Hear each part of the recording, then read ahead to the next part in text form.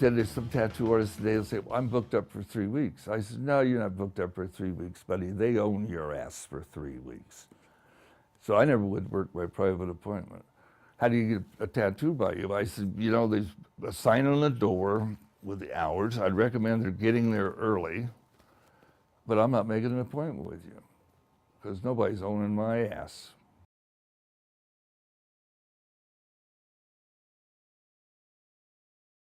I'm a product of timing, 100%, I feel. I didn't get there for my great artistic talents. I mean, Janis did more for tattooing than anything else. I mean, in concerts with thousands of people at a stadium, she would hold up her tattoo and tell the crowd that anybody got tattooed like to fuck a lot. Well, Madison Avenue could not write better copy than that. Because all the goddamn retardos, which I'm talking about the human race, the great unwashed out there, said, oh man, I like to fuck a lot, so I need a tattoo. I was enamored with Janis Joplin, and I knew that she had a little red heart on her chest, so Michael was like, okay, you know, I want a tattoo. What do you want? What do you want? And I said, well, give me a little red heart on my ankle. One of the pivoting events in there was when Janis Joplin, who was adored by the young people and the hip crowd, got tattooed. Lyle Tuttle did it. With that, Lyle became famous. Well, every time I'm credited with helping popularize it, I sort of feel ashamed of myself. And I'm saying that not in jest, but in a way of really ruining a outsider art to make it an inside art. I found it a lot more charming years ago. I remember he bought me and Bill Eason lunch in Puerto Rico, and we almost had a fucking heart attack because he ain't bought nobody shit. You know, if anybody knows Lyle, he doesn't really spend a lot of money. Well, not his own. He spends everybody else's. But he bought us lunch, and we're like, dude, ain't nobody here to fucking know you bought us lunch because they ain't gonna believe us. So we love you, Lyle.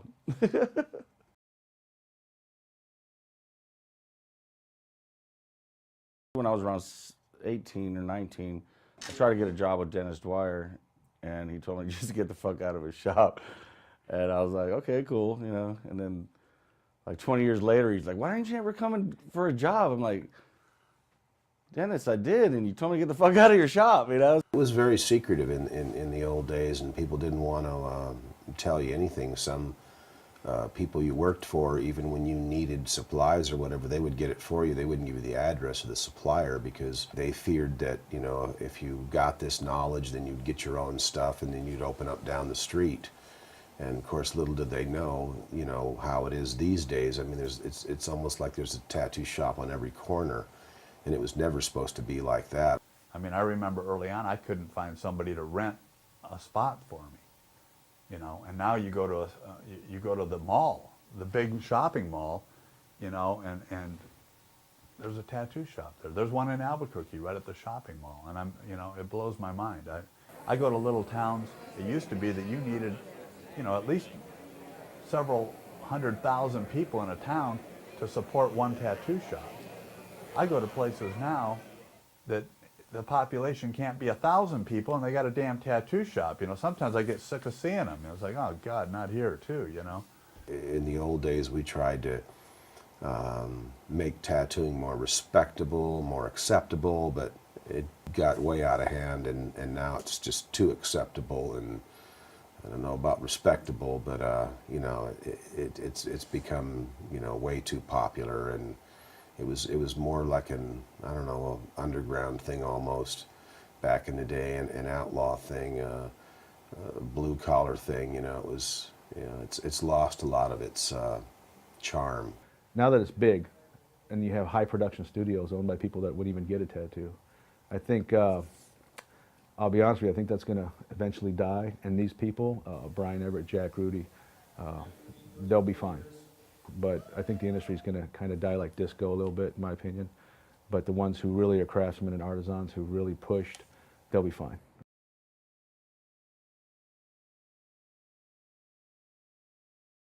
I grew up on a very poor farm in Salt Lake City, Utah. We didn't have running water or anything like that until I was 11 years old. And my uncle was a long-distance truck driver. And he had these tattoos on his arms. He had a Black Panther, and then he had a rose with a dagger through it.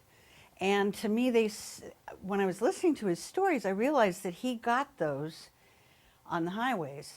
I remember thinking, these are symbols of adventure and of freedom. They were like travel stamps. And I was mesmerized by them. I first started out of my mom's apartment, out of my bedroom. I like my beginnings because I wasn't motivated by money. I really had a love for drawing and painting. It was a hobby for me to create. You know, it made me feel good. And I was kind of like an introvert. And, you know, naturally, you know, tattoos are kind of an extroverted thing. So I guess that was my little way of getting out of my shell. One of my first influences was this guy named Iwo Jima Eddie. He was an old, grouchy old dude, you know, the typical tattooist back then, and it was pretty cool, you know. We'd go in there, me and my homeboys, every, you know, Sunday we'd go watch a movie at the theater like everyone did, you know, matinee, and it was on the way. It was like 2 blocks away from the theater. We'd go in there and, you know, check out the naked girl pictures in there, you know, with the little dots covering up the key points, you know. And it was pretty cool, you know. Most of the time he'd chase us out, you know, but sometimes he'd just ignore us and we could watch him tattoo for a while. And, you know, these guys with these big battleships on their chest and these just all kinds of cool hula girls and all that traditional stuff, you know. As I got older, you know, I loved it, you know, but, you know, I didn't have no idea that I'd ever become a tattoo artist or even think I could, you know. I started hanging out at tattoo shops, you know, and back then you didn't just walk in and say, hey, I want an apprenticeship, you know, with your little portfolio. You hung out and you scrubbed tubes and you did whatever it was you could do just to hang around there until one day they decided that, you know, you had enough artwork or you spent enough time scrubbing tubes. And this was back in their shop. The bathroom was about 4 by 4, and the sink was tiny, and you know, we'd stay there till 2, 3 in the morning scrubbing tubes, because you didn't scrub just one art, you scrubbed the whole shops. So you used pipe cleaners and clean tubes all night, and finally they were like, hey, you want to learn? So I was like, yeah. So it's a lot more difficult than it is today. We had to pay our dues, basically. Nowadays, these motherfuckers, man, their mama pays for because they can draw, they'll open a shop because their mama gave them money or their daddy or whatever, and then, wow, there's 10,000 stores. I see a lot of people out there that have absolutely no business being in the tattoo community. They have no idea. They have no artistic ability. They have no desire to be a great tattoo artist. They're not going to add anything to the culture of tattooing. They just want to make a quick dollar. That's the biggest change is just how easy it is to get in the business. I mean, people were stingy with knowledge, and this is even in '89 when I started, you know. And like I said, luckily I became friends with some people, and I did that, kind of had to do it through modesty. You just kind of hung out, you know, and would talk, and then people like, you know, Gil Monty, I mean, they just didn't, they were just abusive to, you know, so, and if you tried to roll in like, hey, I'm the man, and look what I'm doing, you just got put down quick. So you just kind of hung out, and eventually these guys, you know, you became friends with them, but it took quite some time. Well, the internet is fucking things up royally, you know, because it's just too much cross knowledge, information. You can find out anything. There's a lot of debate about what's happening in tattooing right now. A lot of debate about people selling out, a lot of debate about corporations and people who aren't involved in tattooing getting involved in tattooing. You know, obviously media exposure is huge in all of this. And everybody says, and they have said since I began, this is the end of tattooing. And nobody's going to get tattoos anymore, and this is the end of our business. Oh my God, the end of days have come, you know? And then it just keeps exploding.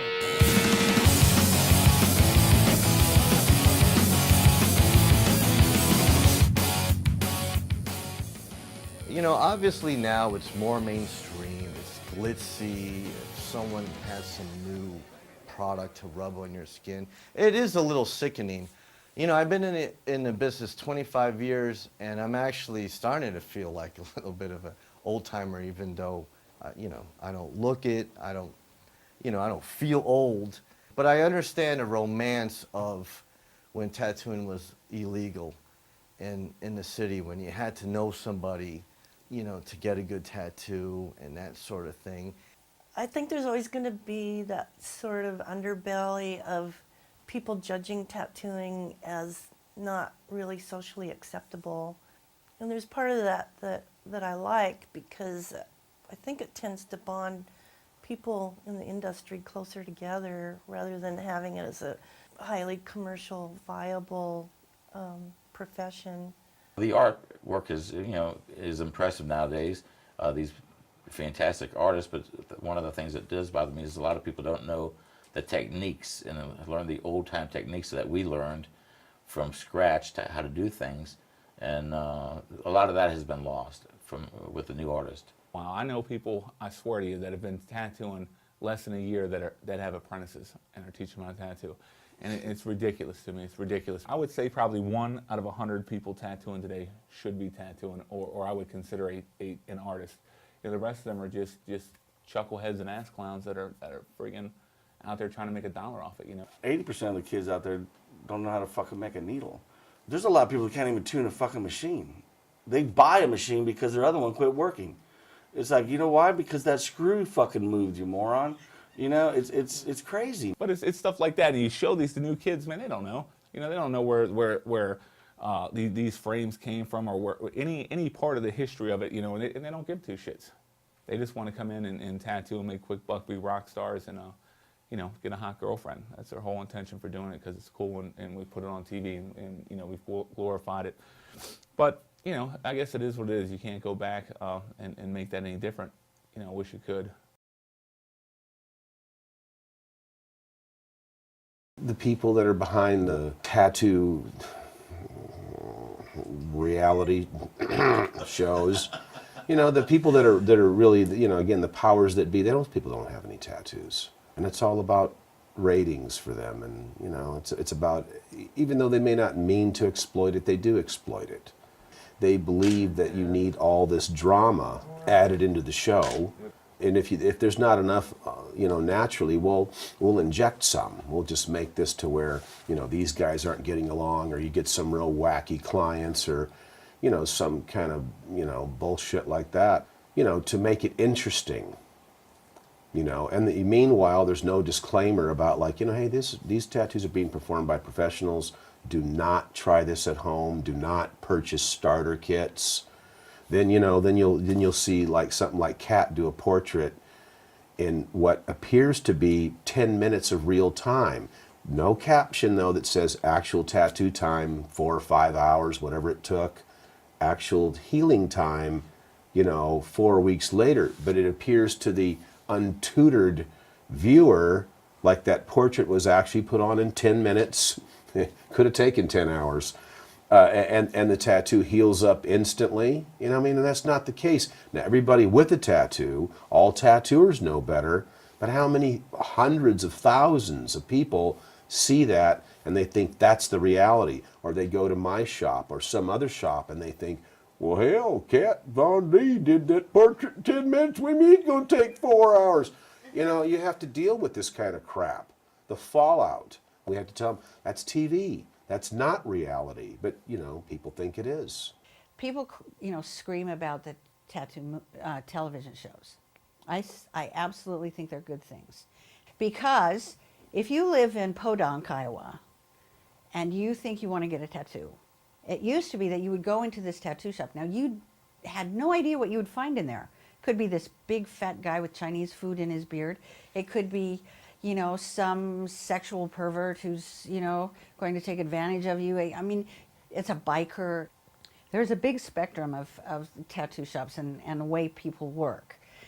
I think the shows demonstrate that we're people, that you can come into a tattoo shop and be treated with respect, and that your project would be meaningful and applied with good art. And then people in Podunk, Iowa have a standard to look at. And if their local shop doesn't meet it, they can reject it. So I think that elevates our business rather than, you know, I don't like the drama and I don't like all the little, you know, made up little storylines and all of that nonsense, you know, but I think that it does give people a template for what they should expect when they walk into a tattoo shop, and I think that's a very good thing. One of the things I do like about the commercialization of the tattoo shows and stuff, because, you know, I mean, they have a lot to hate about, but they have brought on a better customer. And a lot of my customers now have let me easily talk them into bigger work, something more satisfying as an artist. And they let us be more creative. They understand that that's part of the process. I just found out today that there's a Barbie doll, Tattoo Barbie, that has come out.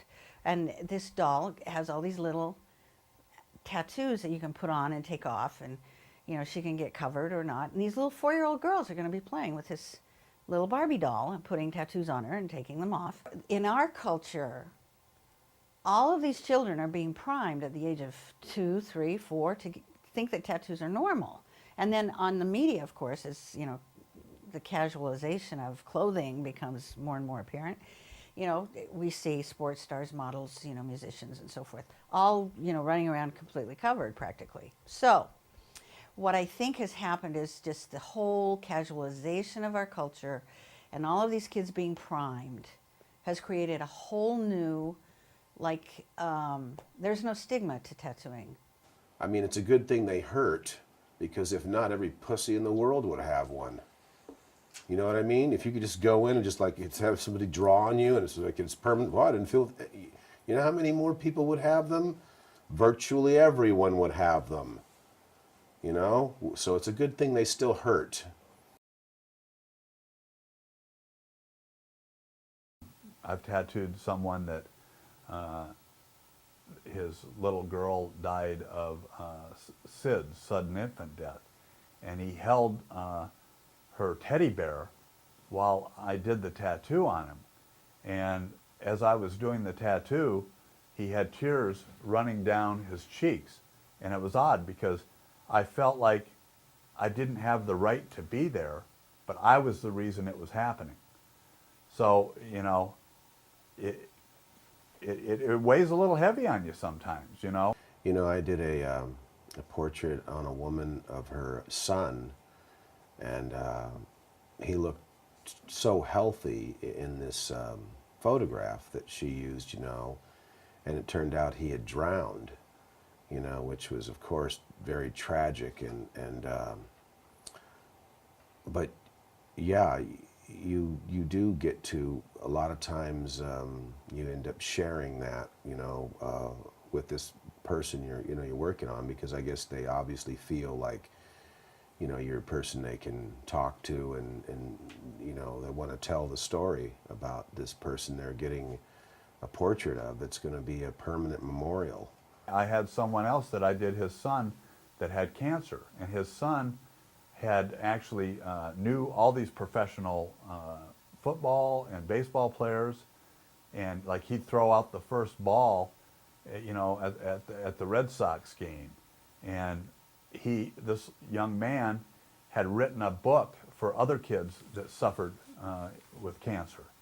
And so this kid, I'm finding out his whole life story, you know, and he's gone, you know, and I mean, it's kind of heavy, you know. I've had tears rolling down my cheeks while I was working, you know what I mean? Because stuff like that gets you sometimes, you know. When you go to someone that's died, you're attending a funeral while you're doing the tattoo sometimes, and you got to be ready for it, you know. And I think sometimes it draws a lot out of you. I divide tattoo history into two segments, pre and post 1970. Because in 1970, it just sort of, women's liberation was in, it was rolling. I was getting, God, I'd been on the cover of Rolling Stone magazine by then, Life magazine and all that stuff. So it just, the whole complexion of tattooing had changed and was changing. In the press was all enamored with all the women getting tattooed. I was in more panty lines than gynecologists, for Christ's sakes, back in that period. It was just, they all wanted a little butterfly or something. They all wanted it in a nice little hidden spot. I think secretly some of it was that when they went to the nude beach, they'd have a friend with them. Or they could rationalize, oh, they're looking at my tattoo, not my bush. You know, I don't know. Tattoos mean different things to different people. It's a good industry. Don't fuck it up. You know, it can be really good to you, and it can really make you fuck you up. Just do it right, man, and it'll be good to you. Just do it right. And like I said, fucking respect the motherfuckers who started this shit. They're still alive. You know, just because they ain't tattooing don't mean they're dead. You know, these guys got a lot of knowledge, man, and listen to them. We got the old tattoo artists that was around and were unique characters, and I'm sure there's unique characters out there in the floor tattooing here today, but you can't see the forest for the trees. Too goddamn many. I mean, it's like, it's just, but the whole world is blown up, you know? And, well, the internet is fucking things up royally, you know? If there was a devil that invented Christianity, the news media, and the internet.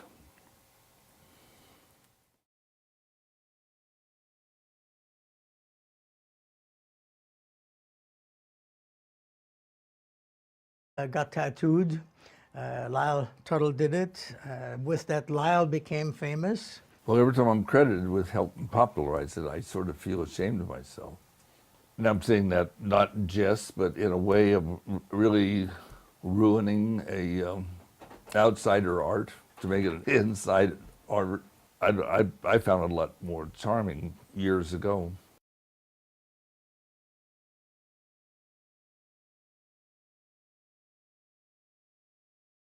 I mean, Janice did more for tattooing than anything else. I mean, in concerts with thousands of people in a stadium, she would hold up her tattoo and tell the crowd that anybody got tattooed like to fuck a lot. Well, Madison Avenue could not write better copy than that. Because all the goddamn retardos, which I'm talking about the human race, the great unwashed out there, said, oh man, I like to fuck a lot, so I need a tattoo. I was enamored with Janis Joplin, and I knew that she had a little red heart on her chest, so Michael was like, okay, you know, I want a tattoo. What do you want? What do you want? And I said, well, give me a little red heart on my ankle. One of the pivoting events in there was when Janis Joplin, who was adored by the young people and the hip crowd.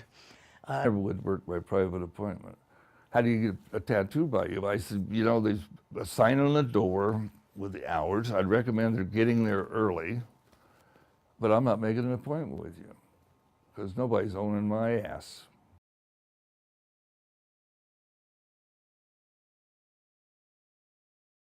I'm a product of timing, 100%, I feel. I didn't get there for my great artistic talents.